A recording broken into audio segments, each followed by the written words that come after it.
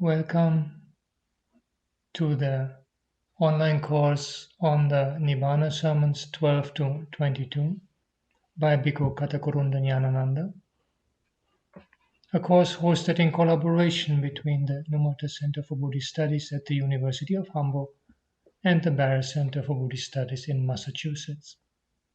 And today we will be looking at sermon number 14. But before getting into that, I wanted to take up a few things from the online forum, the very interesting discussions that happened in relation to sermon number 13. And I'm not really able to do justice to all the things that were said, so just picking out a few things, very few actually. One thing that also struck me in the last sermon, and that several participants commented on, is this statement made by Venerable Ñāṇananda that when one says the river flows, it does not mean that there is a river quite apart from the act of flowing. That quite beautifully brings out a central point that he made in that last sermon. And it is a testimony to what, in the words of Robert Harwood, that the Venerable Ñāṇananda, in explaining the true thrust of the suttas as compared to the commentaries on them, is actually speaking from personal experience. That his personal experience illuminates the true meaning of the suttas. Then Hedwig Krensch brought up something that is still related to this article on the luminous mind. And she's basically, I read part of what she said. Could it be that although there is some wrong imagining in an eternally tinged citta or bhavanga citta, it is still possible to progress on the path, because the confidence in the law of cause and effect and retributions of good and bad deeds is also there, maybe even stronger than this citta false view. And with stream entry, this wrong belief in citta or original purity of the mind, is it abundant, or does this belief stay until arahanthood? It's a very interesting but also a little bit challenging question. So I have a first try at saying something, and then we see what others will say in the ensuing discussion. One thing I think is the bhavanga citta is not really something eternal. It's a very beautiful and helpful article by Gethin on this whole bhavanga citta that clarifies it a lot. But I think it is just an attempt, and a very meaningful attempt within the context of Theravada theory, to make sense of continuity in the face of the doctrine of momentariness. So it is something that continues as a process. I don't think it is ever seen as eternal in itself, and which in a way explains how there can be something like memory, which is difficult to explain when we see all mental events as arising and passing away every moment. So I don't think that such ideas and meditation practices informed by these ideas are necessarily having wrong view or no longer capable to lead to stream entry. The other thing, what I covered in the last part of my article, this idea of original pure mind, and this is really prevalent in practice traditions which are based on, I think, a somewhat different conception of awakening, or in fact, for these traditions, I would probably prefer to use the term enlightenment rather than awakening.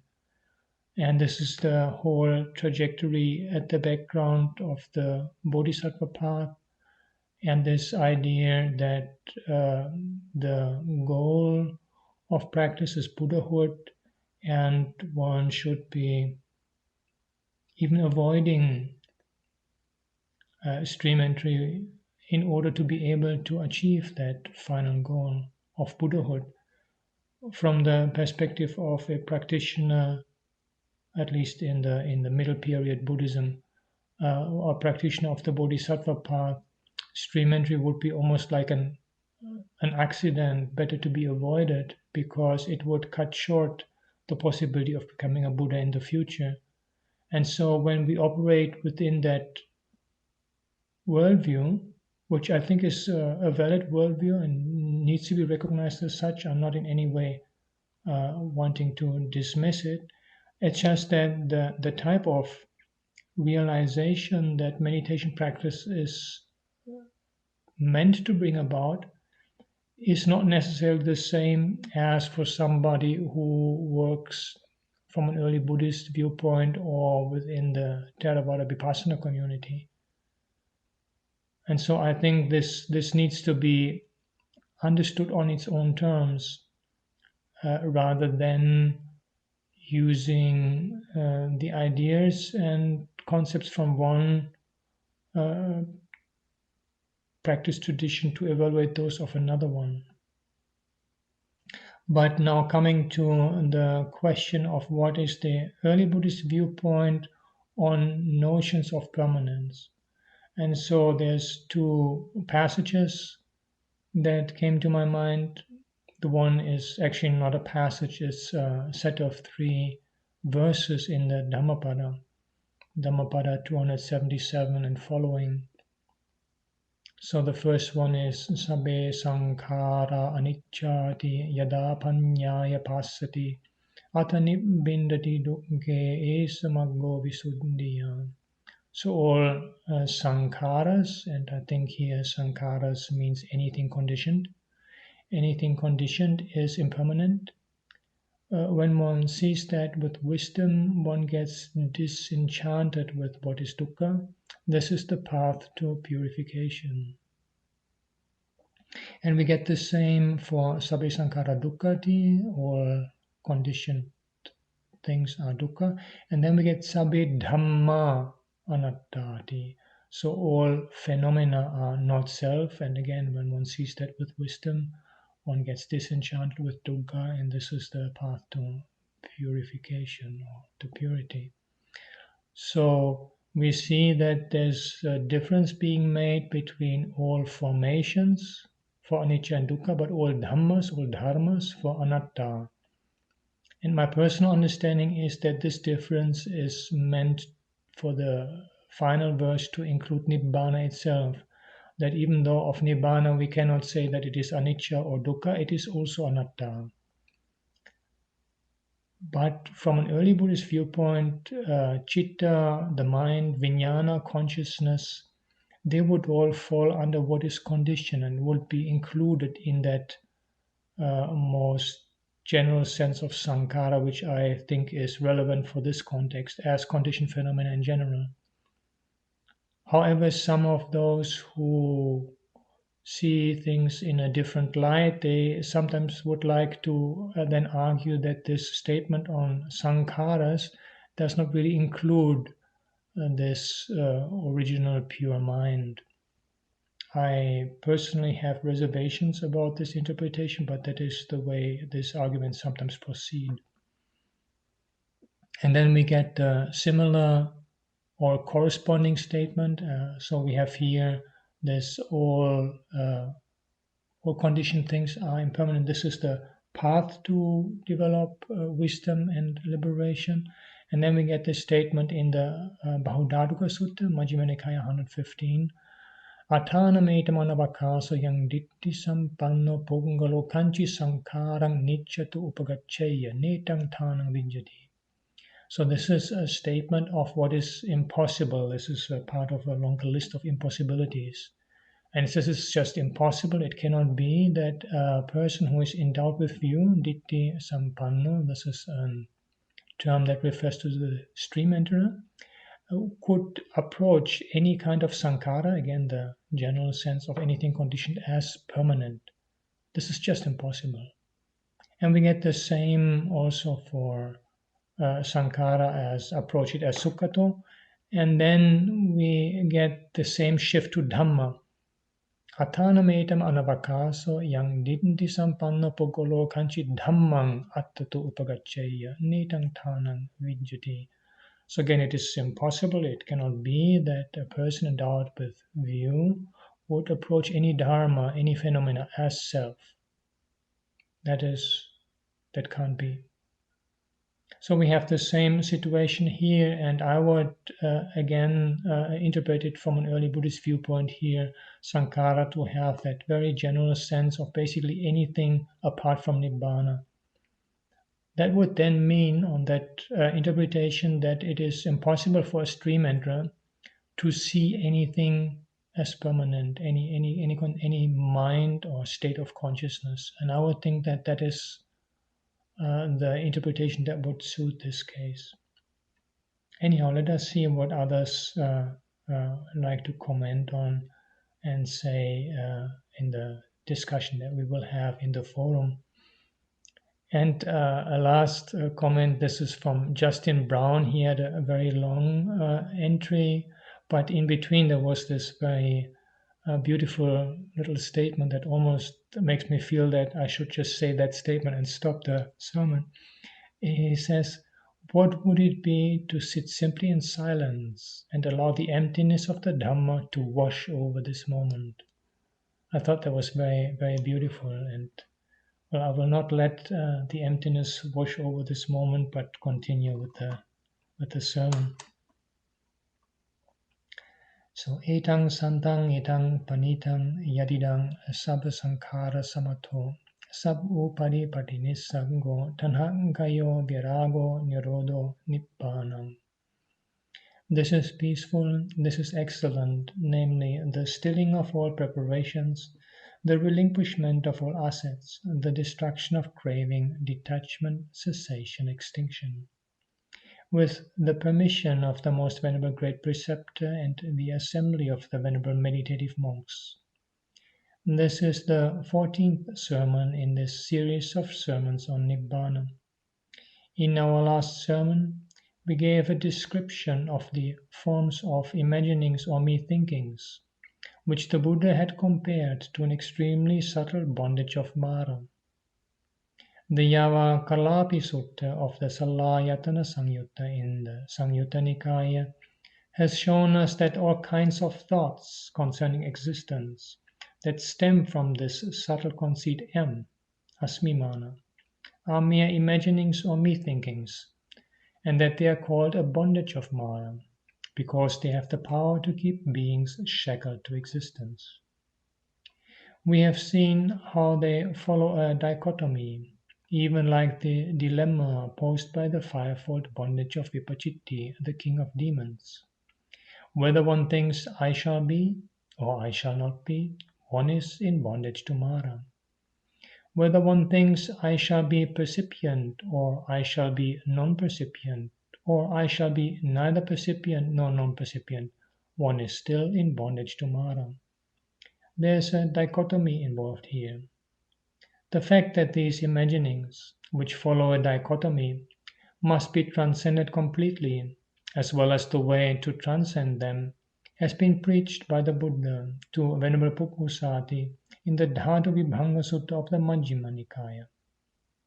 There is a pithy passage forming the grand finale of this discourse, in which the Buddha gives a resume. We propose to quote this passage at the very outset, as it scintillates with a majestic fervor of the Dhamma. Yattatitang manyussava na pavattanti manyussave kopana na pavattamane muni santoti vuchatiti iti kopanetang vuttang kinchitang paticca vuttang asmiti bhikkhu manyitang etang ayang ahang asmiti manyitametang bhavisanti manyitametang na bhavisanti manyitametang rupi bhavisanti manyitametang arupi bhavisanti manyitametang sanyi bhavisanti manyitametang asanyi bhavisanti manyitametang Neva sanyi na sanyi bhavisanti manyitametam. Manyitang bhikkhu rogo, manyitang gando, manyitang sallang. Sabba manyitanang tveva bhikkhu samatikkama muni santoti mujjati. Muni kopana bhikkhu santo na jayati, na jiyati, na meyati, na kuppati, na piyati. Tambhisa bhikkhu nanti yena jayata, ajayamano king jiyasati, ajiyamano king miyasati, amiyamano king kuppisati, akuppamano kissapi hessati. Yattantitang manyusava nampatvantanti, manyusave kopana nampavattamane, muni santoti vujjatiti, iti yang tang vuttang, idametang paticcavuttang. In the Dhatu-vibhanga Sutta, we find the Buddha presenting some points as the theme and gradually developing it, analyzing, clarifying, and expatiating as the discourse proceeds. The opening sentence in the above paragraph is a quotation of a part of that original statement of the Buddha, which forms the theme. Here is the rendering.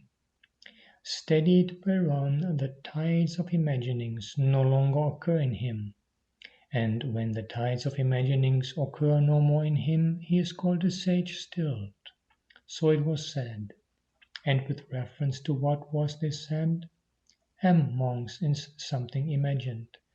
I am this is something imagined. I shall be is something imagined. I shall not be is something imagined.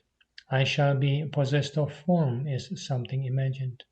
I shall be formless is something imagined. I shall be percipient is something imagined. I shall be non-percipient is something imagined. I shall be neither percipient nor non-percipient is something imagined. The imagined is a disease. The imagined is an abscess. The imagined is a dart. It is with the surmounting of all what is imagined, monk, that a sage is called stilled. The sage who is stilled is not born, nor does he age, nor does he die, nor is he shaken, and he has no longing. Even that is not in him, whereby he might be born. Not being born, how shall he age? Not aging, how shall he die?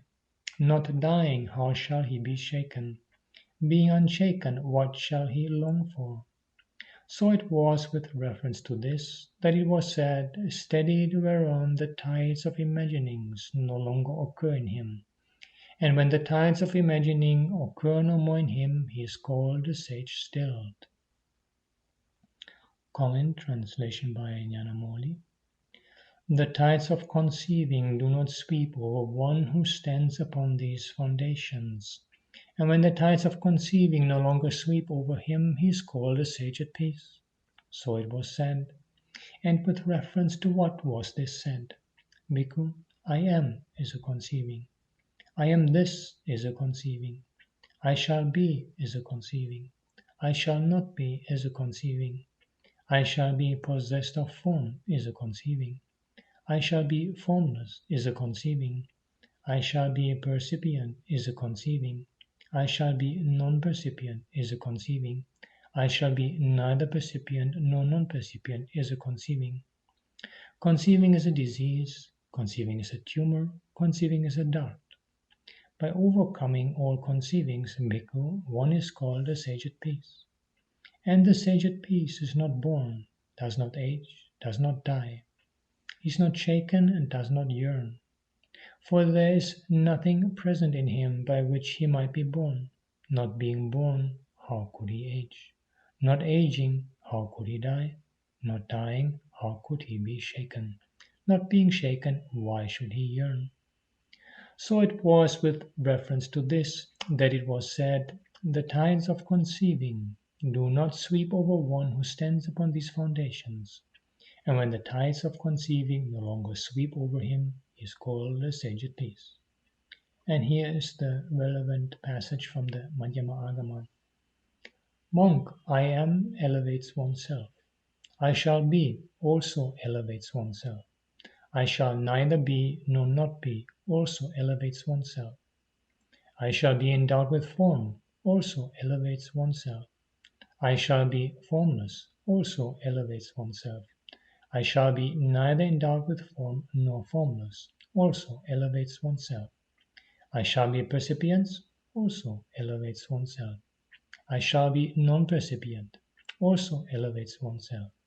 I shall be neither percipient nor non-percipient, also elevates oneself. This is conceit. This is pride. This is negligence. Monk, if there is none of this self-elevation, conceit, pride, or negligence, then the mind is reckoned to be at peace. Monk, if the mind is at peace, then it does not dislike, is not sad, is not troubled, not agitated. Why is that? Because that monk has attained the Dharma. There is no longer what could be called dislike. Not disliking, he is not sad. Not being sad, he is not worried. Not being worried, he is not troubled. Not being troubled, he is not agitated. And because of not being agitated, he attains nirvana. Knowing as it really is, birth is ended, the holy life has been established. What had to be done has been done. There will not be another experience of existence. And the Tibetan parallel has a passage even more closely corresponding to the description in the Dhatavibhanga Sutta concerning not being born and not aging, which is not found in the Chinese. And you can find more information on that in my habilitation, page 800, note 210. End of comment. All this goes to show how relevant the question of imaginings is to the path leading to Nibbāna. This pithy passage, which brings the discourse to a climax, portrays how the sage is at peace when his mind is released by stemming the tides of imaginings. He attains release from birth, decay, and death, here and now, because he has realized the cessation of existence in this very world. It is in this light that we have to interpret the above statement, even that is not in him whereby he might be born. Dependent on existence is birth. Due to whatever postulate of existence one can speak of a birth, even that existence is not in him. Not being born, how can he age? How can he grow old or decay? This is because of the implicit interrelation between conditions. Here we can flash back to our analogy of a tree mentioned earlier. In order to explain the mutual interrelation between the concepts of birth, decay, and death, we brought up a simile, which, however, is not canonical. That is to say, supposing there is some kind of a tree, the buds, the leaves, the flowers, the fruits, and the wood of which could be sold for making one's livelihood. If 5 men trading in those items respectively are made to line up at some particular stage in the growth of this tree, and asked whether the tree is too young or too old, the answers given might differ according to the individual standpoint grasped in each case. It turns out to be a difference of viewpoint. For instance, the man who makes his living by selling the buds would reply that the tree is too old when the buds turn into leaves. Similarly, when it is the season for the leaves to fall and the flowers to bloom, one who trades in leaves might say that the tree is too old. And when flowers turn into fruits, the florist's viewpoint would be similar. In this way, one can understand how this concept changes according to what one grasps, that there is an implicit relativity about it. Now, as for this sage, he has given up everything that he had grasped. Grasping has been given up completely. Imagining too has been abandoned. Hence, not being born, how shall he age? The sage has no postulate of existence. Since there is no existence, there is no birth.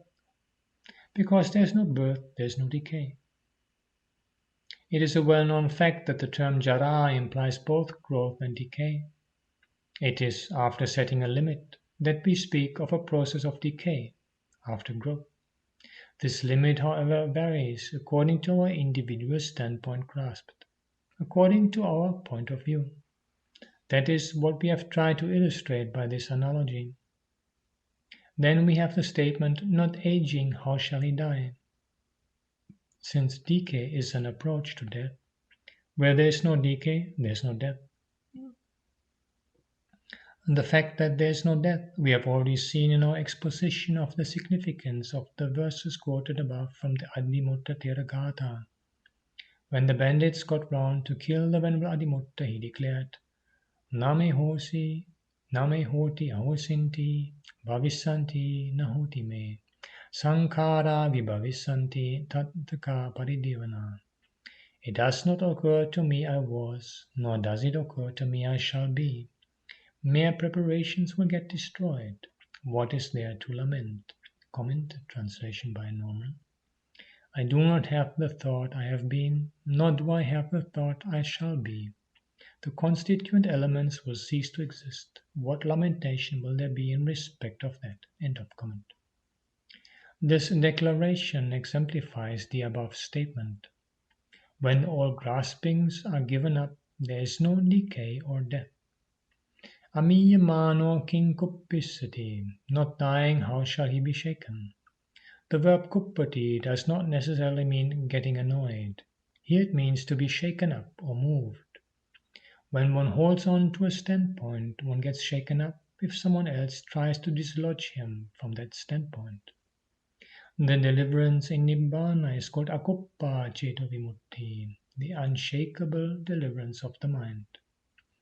All other deliverances of the mind known to the world are shakeable, kuppa, they are unsteady. They shake before the pain of death. Only Nibbāna is called akuppa ceto vimutti, the unshakable deliverance of the mind. So this peaceful sage, the Arahant, established in that concentration of the fruit of Arahata Phala Samadhi, which is known as the influx-free deliverance of the mind, anasava ceto vimutti, and is endowed with the wisdom proper to Arahanthood, panya vimutti, deliverance through wisdom, is unshaken before death. His mind remains unshaken. That is why the Arahantera Venerable Adimutta fearlessly made the above declaration to the bandits. Now as to the significance of the Buddha's statement, Amiyamano kinkuppisati, akuppamano kissapi hesati, not dying, how shall he be shaken? And being unshaken, what shall he long for? When there is no shock, no agitation or trembling, what does one long for? Piha means longing, desiring for something or other. In this context, it refers to that longing which arises at the moment of death in one who has not destroyed craving. It is as a consequence of that longing that he enters some form of existence, according to his karma. That longing is not there in this sage, for the simple reason that he is unshaken before death. He has nothing to look forward to, no desires or longings. Akuppamano kissapi hesati, being unshaken, what shall he long for? It is obvious, therefore, that the concepts of birth, decay, and death become meaningless to this sage. That is precisely why he is at peace, having transcended all imaginings. All this goes to show that Nibbāna is a state beyond decay and death. We can clearly understand from this discourse why Nibbāna is known as the decayless, deathless state, realizable in this very world. That sage has conquered decay and death here and now, because he has realized the cessation of existence here and now. This is something extremely wonderful about the Arahant. He realizes the cessation of existence in his attainment to the fruit of Arahanthood. How does he come to realize the cessation of existence? Craving is extinct in him, hence there is no grasping. When there is no grasping, there is no existence. Because there is no existence, birth, decay, and death, along with sorrow and lamentation, cease altogether. From the foregoing, we could well infer that all those concepts like birth, decay, death, sorrow, lamentation, pain, grief, and despair come about as a result of a heap of pervert perceptions, pervert thoughts, and pervert views, based on the conceit of an existence, the conceit M. These three kinds of perversions, known as Sanya Vipallasa, Chitta Vipallasa, and Ditti Vipallasa, give rise to a mass of concepts of an imaginary nature.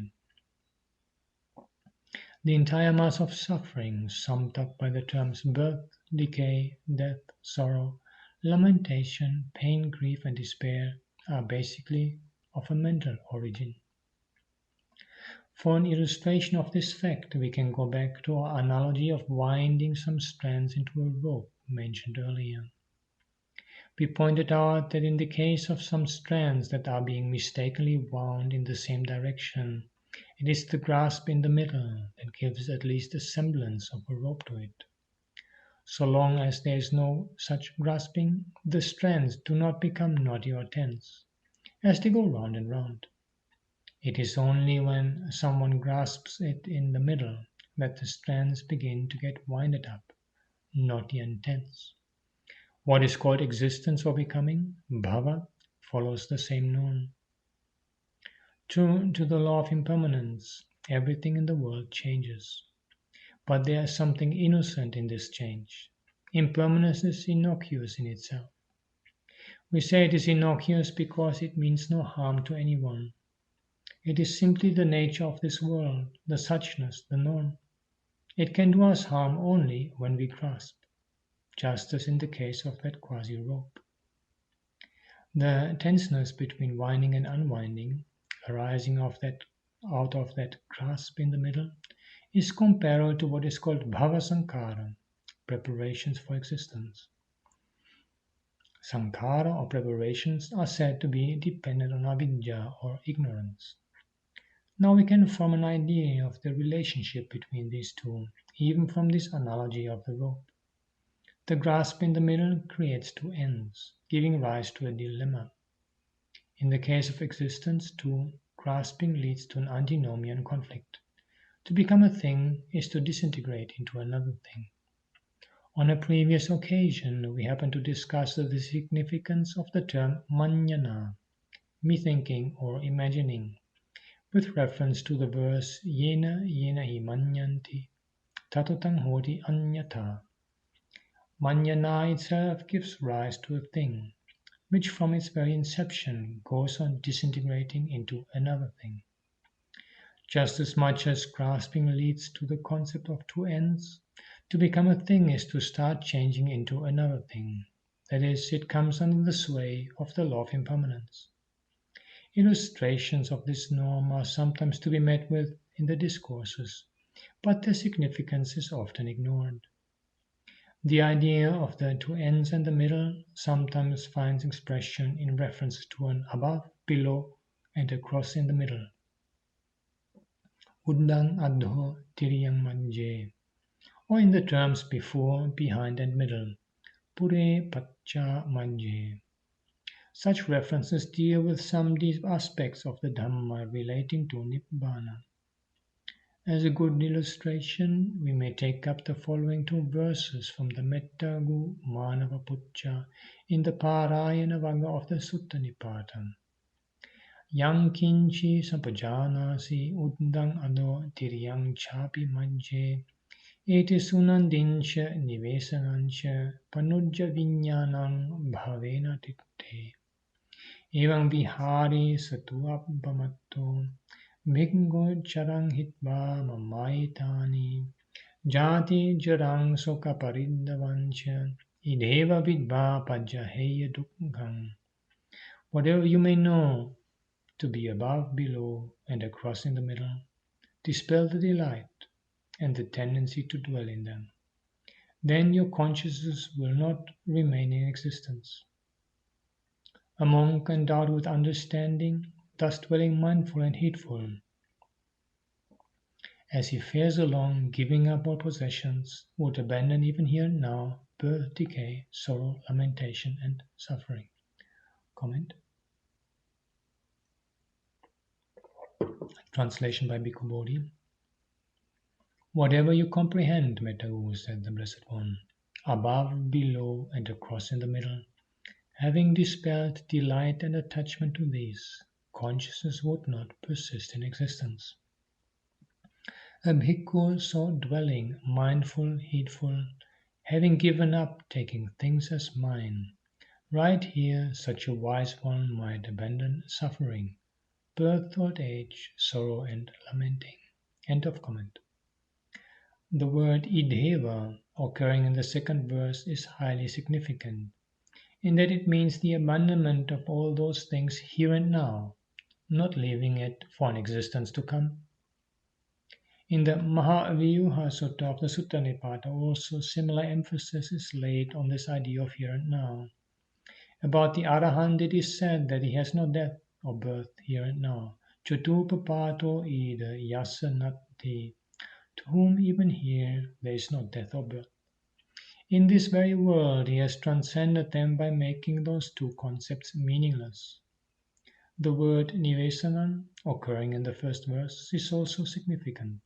It means dwelling. In consciousness, there is a tendency to dwell in.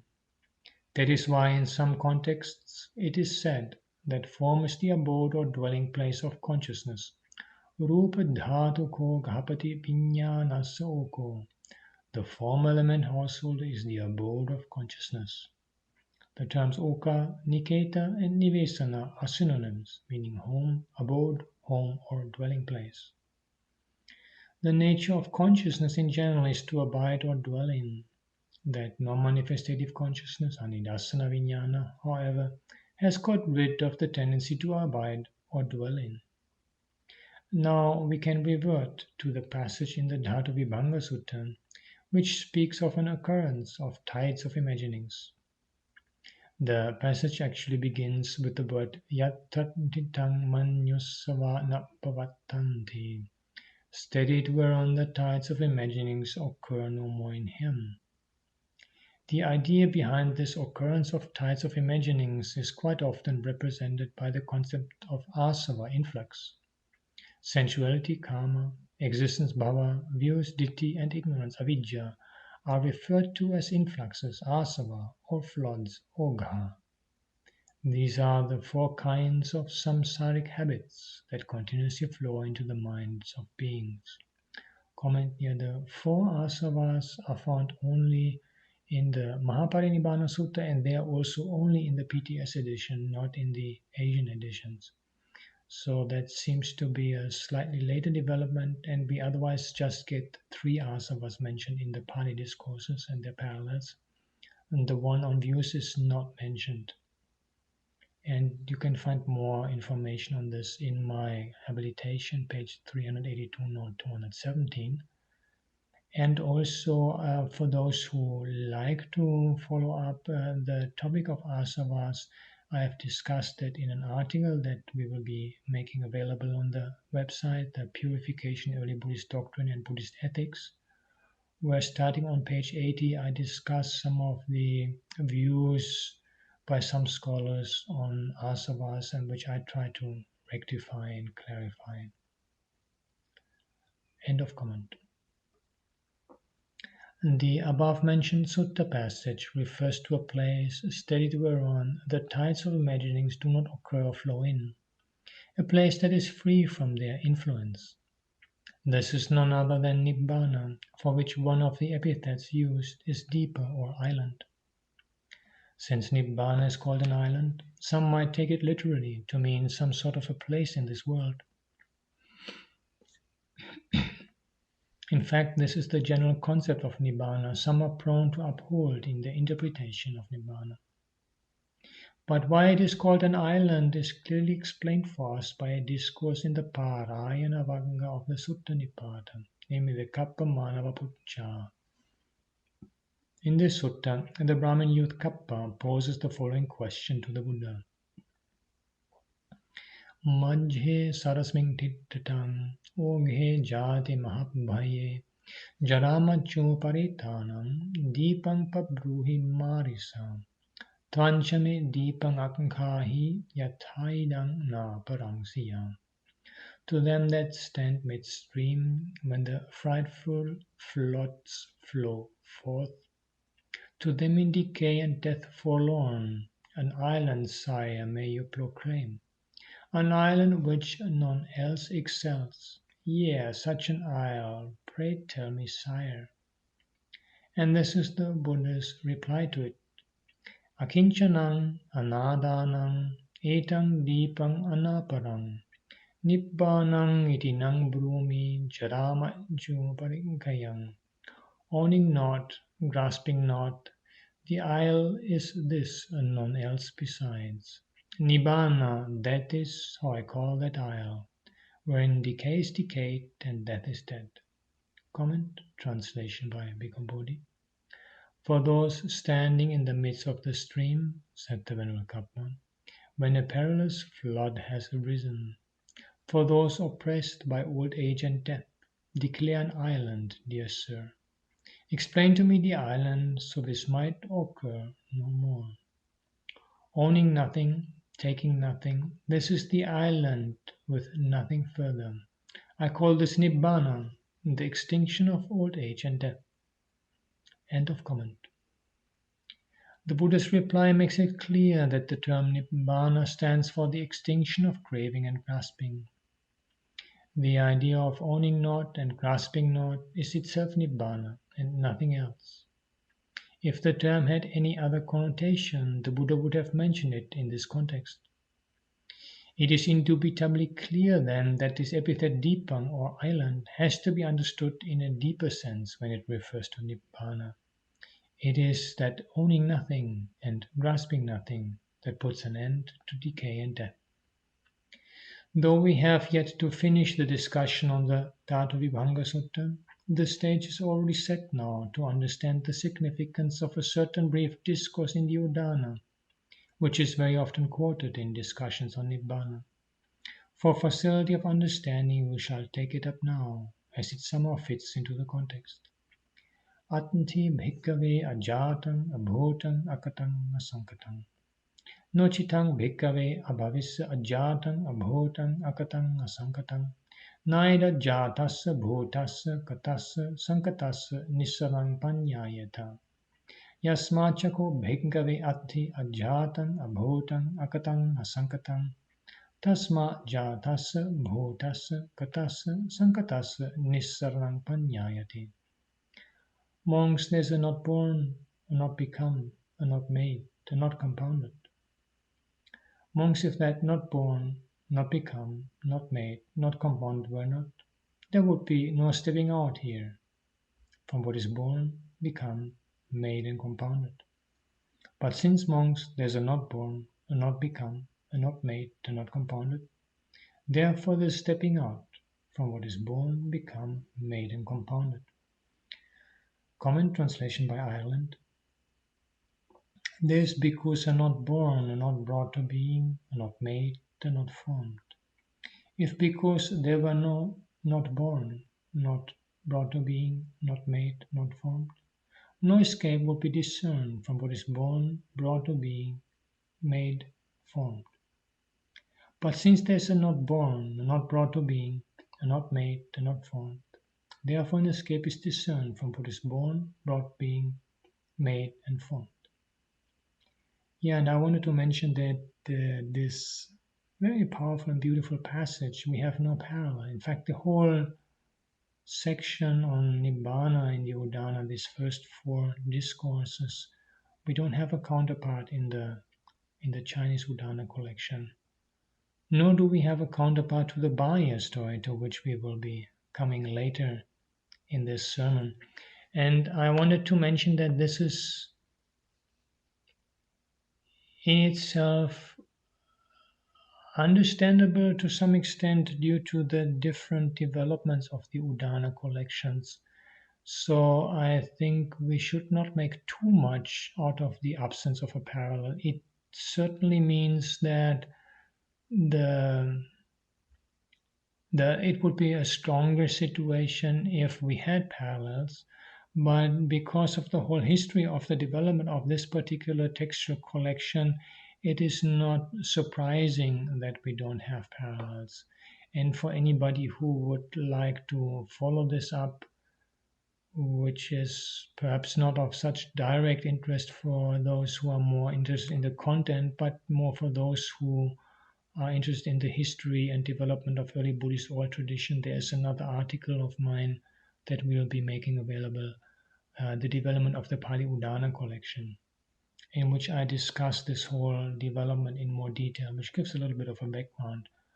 But the basic point is simply that, yes, we don't have a parallel, but this doesn't necessarily mean that the passage we have in Pali is for this very reason not to be taken serious. End of comment. The terms ajatam, not born, abhutam, not become, akatam, not made, and asankatam, not compounded, are all epithets for Nibbāna. The Buddha declares that if not for this, not born, not become, not made, not compounded, there would be no possibility of stepping out or release here, that is, in this very world, from the born, the become, the made, and the compounded. The second half of the passage rhetorically reiterates and emphasizes the same fact.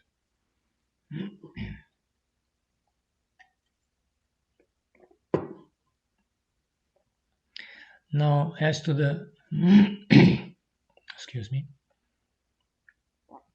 Now, as to the significance of this profound declaration of the Buddha, we may point out that the terms not born, not become, not made, not compounded suggest the emancipation of the Arahant's mind from birth, becoming, and preparation, sankhara. They refer to the cessation of birth, becoming, and preparations realized by the Arahant. So then the significance of these terms is purely psychological.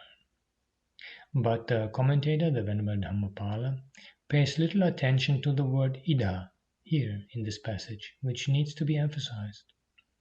The fact that there's a possibility here and now of stepping out from the state of being born, become, made, and compounded surely deserves emphasis, since until then, release from decay and death was thought to be possible only in another dimension of existence, that is, after death. The prospect of stepping out from decay and death here and now, in this very world, has to be asserted for its novelty, which is why the declaration opens with the word atti, there is. However, most of the scholars who try to interpret this passage in their discussion on Nibbāna, instead of laying stress on the word idha, here, emphasize the opening word atti, there is, to prove that Nibbāna is some form of reality absolutely existing somewhere.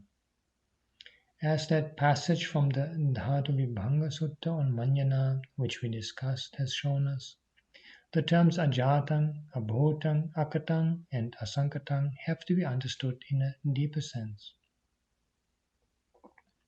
Existence is a conceit deep-rooted in the mind, which gives rise to a heap of perverted notions.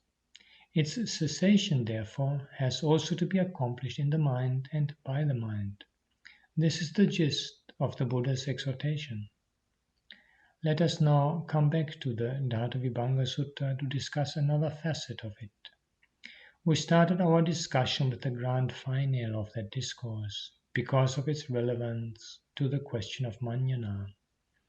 However, as a matter of fact, this discourse preached by the Buddha to the Venerable Bhikkhu Kusāti is an exposition of a systematic path of practice for the emancipation of the mind from imaginings, or manjana. The discourse begins with the declaration, Cha dhataro ayam bhikkhu puriso. Monk man as such is a combination of 6 elements. The whirling things that a being, satta, Sanskrit sattva, exists at a higher level of reality than inanimate objects. Now, what did the Buddha do to explode this concept of a being in his discourse to Venerable Bhikkhu Kusāti? He literally trashed out that concept by breaking up this man into his basic elements and defining him as a bundle of 6 elements, namely earth, water, fire, air, space, and consciousness. As the discourse proceeds, he explains in an extremely lucid manner how one can detach one's mind from each of these elements. We happen to mention at the very outset that the depth of the Dhamma has to be seen through lucidity and not through complicated overdrawings. In fact, this discourse exhibits such lucidity. The meditation subject of elements, which grew in complexity at the hands of later Buddhist philosophers who took to atomistic analysis of a speculative sort, is presented here in this Dhatu Vibhanga Sutta with a refreshing clarity and lucidity. Here it is explained in such a way that one can directly experience it. For instance, in describing the earth element, the Buddha gives as examples of the internal earth element such parts of the body as head hairs, body hairs, nails, and teeth. Because the external earth element hardly needs illustration, nothing in particular has been mentioned as to that aspect. Anyone can easily understand what is meant by it. There is no attempt at atomistic analysis. However, the Buddha draws special attention to a certain first principle of great significance. Ya chiva kopana ajhatika patavidhatu, ya cha bahira patavidhatu, patavidhatu revesa, tang netang mama neswam asmi, namiswattati evametang yatha bhutang sammampanyaya dattabam. Evametang yatha bhutang sammampanyaya disva patavidhatuya nibbindati, patavidhatuya chittang virajati. That which is the internal earth element and that which is the external earth element, they are both just the earth element itself. And that should be seen as it is with right wisdom, thus, this is not mine, I am not this is not myself. Having seen thus with right wisdom as it is, he becomes dejected with the earth element. He detaches his mind from the earth element. Comment. Translation by Ñāṇamoli. Now, both the internal earth element and the external earth element are simply earth element, and that should be seen as he actually is, with proper wisdom thus. This is not mine, this I am not, this is not myself. When one sees it thus as it actually is with proper wisdom, one becomes disenchanted with the earth element, and makes the mind dispassionate towards the earth element. And here the Majjhima Agama parallel. Monk, whatever is the internal earth element and whatever is the external earth element, all of that is collectively called the earth element. All of it is not mine, I am not that, and it is not myself. On wisely contemplating it like this, knowing it as it really is, the mind does not become defiled with attachment in regard to this earth element. End of comment. It is this first principle that is truly important, and not any kind of atomic theory.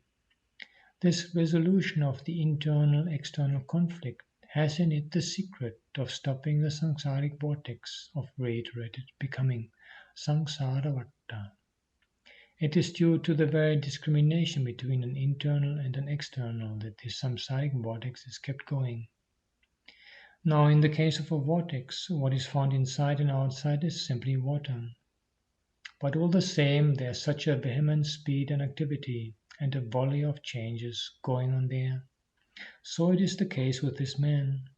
What is found in his body is the earth element. What is to be found outside is also the earth element. And yet the ordinary person sees quite a wide disparity between the two. Why is that? That is because of the illusory nature of consciousness.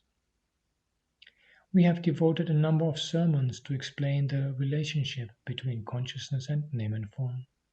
We happen to speak of name and form as a reflection or a self-image. Even as one who comes before a mirror, on seeing his reflection in it, would say, "This is mine, this am I, this is myself." The worldling is in the habit of entertaining cravings, conceits, and views. In fact, the purpose of cravings, conceits, and views is to reinforce the distinction between an internal and an external. Already when one says, "This is mine," one discriminates between the this and I, taking them to be separate realities. This am I and this is myself betray the same tacit assumption. Just as by looking at a mirror one may like or dislike the image appearing on it, these 3 points of view give rise to various perverted notions. All this because of the perpetuation of the distinction between an internal and an external, which is the situation with the ordinary worldling. Since cravings, conceits, and views thus reinforce the dichotomy between an internal and an external, the Buddha has upheld this principle underlying the meditation on the four elements to resolve this conflict. The fact that with the resolution of this conflict between the internal and the external concerning the four elements, the mind becomes emancipated is put across to us in the following verse in the Tala Putta Thera Gatha.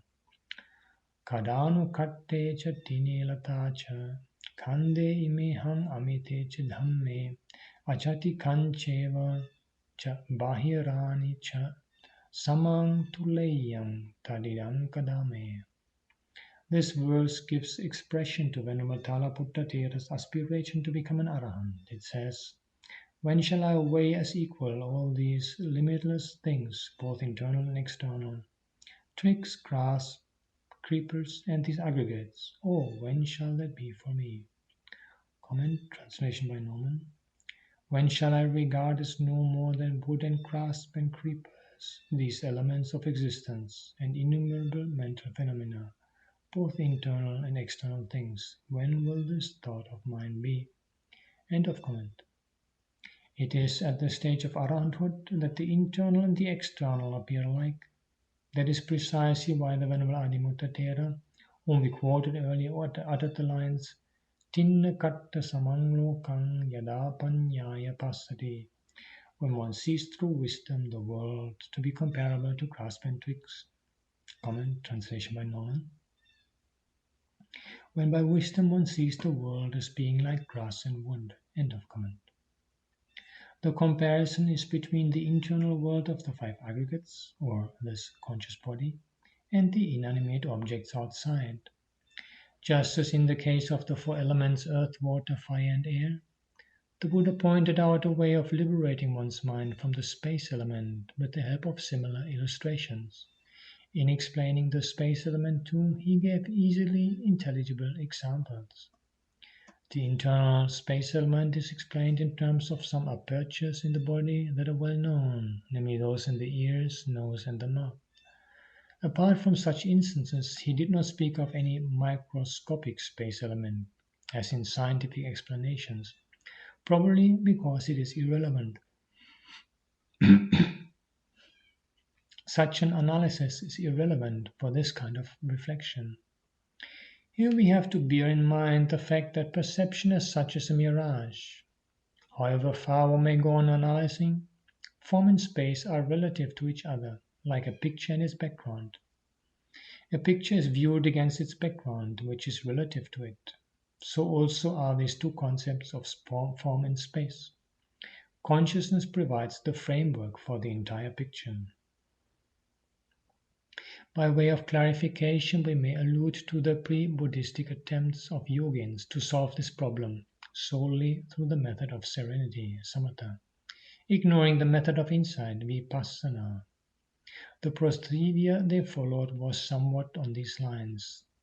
They would first of all surmount the concept of form or matter through the first four mental absorptions or jhanas.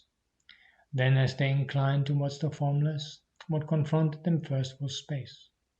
A very appropriate illustration in this context would be the method of removing the sign of the kasina and attending to the space left by that removal as infinite or boundless, in order to arouse the base of infinity of space. This mode of contemplation of space betrays the fact that space is also something made up or prepared, sankata. Whatever is prepared, sankata, is thought out and mind-made, abhisankatam, avisanchitaitam. The Buddha proclaimed that there is only one asankata, unprepared, that is Nibbāna. But later philosophers confounded the issue by taking space also to be asankata. They seem to have ignored its relation to the mind in regarding causes and conditions as purely external things. Comment? Yeah, I just wanted to mention that in the Katavatu, this is part of the Abhidhamma collection, according to the Kathavatu, the space should not be reckoned as either conditioned or as unconditioned. And in the Milinda Panya, Nagasena considers space not to be the product of conditions. End of comment.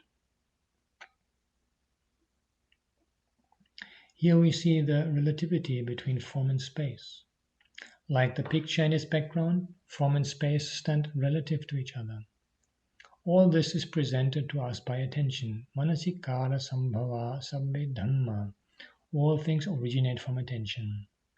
Some of the latest speculations about the nature of the space element are not in consonance with the basic principles outlined in the Dhamma. Such confusion arose probably due to a lack of understanding of the Dharma Sankata. Now, if we are to say something more about this particular discourse, what remains after detaching one's mind from these five elements, namely earth, water, fire, air, and space, is a consciousness that is extremely pure. The basic function of consciousness is discrimination. It distinguishes between the bitter and the sweet, for instance, to say this is bitter, this is sweet. Or else it distinguishes between the pleasant, the unpleasant, and the neutral with regard to feelings. This is pleasant, this is unpleasant, this is neither unpleasant nor pleasant. Comment, yeah, I just wanted to show these two passages of Vijanati tiko avuso tasma viññāṇaṃ timucchati is the first. And Ñāṇamoli translates it as it cognizes, friend. That is why consciousness is said. And the second passage from the Samyutta Nikaya, Vijanati tiko bhikkhave tasma viññāṇaṃ timucchati. And Bhikkhu Bodhi translates as it cognizes because, therefore it is called consciousness. In the Vijanati, the is basically just the verbal form of the noun viññāna. And so one can even say it is being conscious, therefore it is called consciousness. And I find this, I just wanted to mention this because we need to distinguish between viññāna and sanya.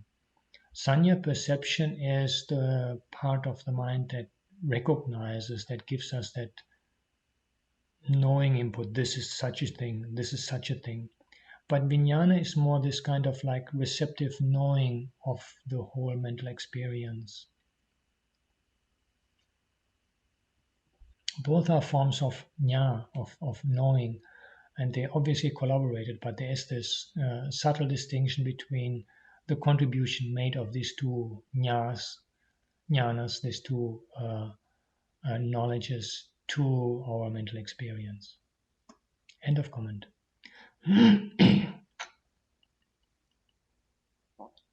Now that the five elements, earth, water, fire, air, and space, which create discrete objects as the outward manifestations of consciousness, have been totally removed, the residual function of consciousness amounts to a discrimination between the three grades of feelings.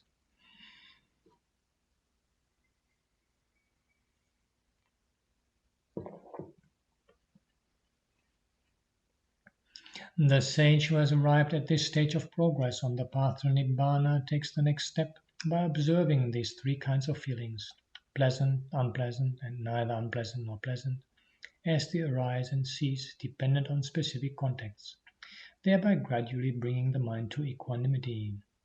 He brings his mind to a stage of radiant equanimity, but even this equanimity he does not grasp by way of mere thinking or imagining. The phrase used in this connection is visangyutto nang vedeti, being detached, he experiences it. There's a detachment, an aloofness, even in going through those sensations. This is clearly expressed in that context. For instance, in the case of a pleasant feeling, it is said anicchāti pajanāti, anajjositati pajanāti, annabhinanditati pajanāti. He understands it to be impermanent. He understands it to be uninvolved. He understands it to be unrejoiced. With the understanding of impermanence, conceit goes down. The non-involvement does away with the views. The absence of rejoicing suggests the extinction of craving. So the attainment of arahanthood is in effect the cessation of that consciousness itself. That consciousness is divested of its most primary function of discriminating between the three grades of feeling, pleasant, unpleasant, and neither unpleasant nor pleasant. The term Visangyutto connotes this junction, suggestive of dispassion and detachment. In this way, the Dhatu Vibhanga Sutta clearly brings out the relevance of the question of Manjana to the path leading to Nibbana. In some contexts, this practice of desisting from me-thinking or imagining is called attammayata, non-identification. This is the term used by the Buddha throughout the Sampurisa Sutta of the Majjhima Nikaya. For instance, we read there, Sampuriso chako bhikkhave iti patisanchikkati, niva sanyana sanya yatana samapatiya bhikkho attammayata buddha bhagavata. Yena hi manyanti tatotan hoti anyatati. The good man reflects thus: the principle of non-identification has been recommended by the Buddha even with regard to the attainment of the sphere of neither perception nor non-perception. Thus, in whatever way they imagine about it, thereby it turns otherwise. Comment and translation by Ñāṇamoli. But a true man considers thus: non-identification even with the attainment of the base of neither perception nor non-perception has been declared by the Blessed One. For in whatever way they conceive, the fact is ever other than that. End of comment. The good man referred to here is the noble disciple on the supramundane path. This term tammaya needs to be clarified in order to understand the significance of this statement. It is derived from tatmaya, literally made of that, or of that stuff. It is on a par with such terms as savanna maya, golden, or rajata maya, silvery. When one has cravings, conceits, and views about something, he practically becomes one with it due to that very grasping. In other words, he identifies himself with it. That is why the person who has imaginings about the sphere of neither perception nor non-perception which he has attained thinks, I am one who has attained the sphere of neither perception nor non-perception. He thereby has conceit, which is a defilement in itself.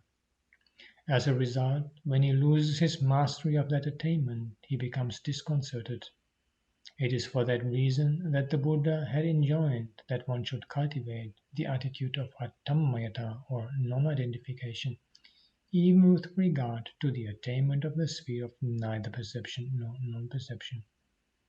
The Arahant is called attammayo, in the sense that he does not identify himself with anything. An Arahant cannot be identified with what he appears to possess. This is well expressed by the following verse in the Devadutta Vagga of the Anguttara Nikaya. Passaiha marang abhibhuya antakam yocha pusi jati kayang pradhanava sotari soloka vidu sumedho sabbe so dhamme so attammayoni. That ardent sage who has touched the extinction of birth, having overpowered Mara and conquered the Ender, that such like one, the wise sage, the knower of the world, is aloof in regard to all phenomena. Common translation by Bhikkhu Bodhi. Having vanquished Mara and overcome the Endmaker, the striver has finished with birth. Such a sage, wise, world knower, identifies with nothing at all. End of comment. The idea of this aloofness can be presented in another way, that is, as detachment from the seen, the heard, the sensed, and the cognized. Ditta Sutta Mutta Viññāta. One of the most important suttas that merits discussion in this respect is the Barre Sutta in the Bodhi Vagga of the Udana. It is generally acclaimed as an extremely profound discourse. The ascetic Bahya Daruchirya came all the way from far off Subbaraka to see the Buddha. When he reached Jetavana monastery at Savatthi, he heard that the Buddha had just left on his arms round. Due to his extreme eagerness, he ran behind the Buddha and on meeting him fell prostrate before him and begged, May the Exalted One preach to me the Dhamma. Comment, yeah, I just wanted to mention that in the original, Bahya is not described as running behind the Buddha, but it is clear that he was very keen to meet the Buddha, since he did not wait at Jeta's grove. End of comment. The Buddha, however, seemed not so responsive when he remarked, "Now it is untimely, Bahya. We are on our arms round." Some might be puzzled by this attitude of the Buddha, but most probably it is one of those skillful means of the Buddha, suggestive of his great compassion and wisdom. It served to tone down the over-enthusiastic haste of Bahya and to arouse a reverential respect for the Dhamma in him. Comment again, I'm not sure whether Bahya was really hasty. It's just that he didn't want to wait at Cheetah's Grove and follow the Buddha into town because he had been walking all over half of India to meet him. So I think he was very enthusiastic, but I'm not sure if he was behaving in a hasty manner. The way he's being described in the sutta as being considered an arahant by many in the region where he was living and presumably an attainer of all 8 samapattis, the whole range of tranquility attainments, makes it, in my view, improbable that he would act in a hasty manner and run around. End of comment. Bahya repeated his request for the second time, adding, "I do not know whether there will be a danger to the exalted one's life or to my own life." For the second time the Buddha refused. It was when Bahya made his request for the third time that the Buddha acceded to it by giving a terse discourse, Sankhitta Dhammadesana, of extraordinary depth. The exhortation, brief and deep as it is, was quite apt, since Bahya Dharmacharya belonged to that rare category of persons with quick understanding, Kip Abhinya.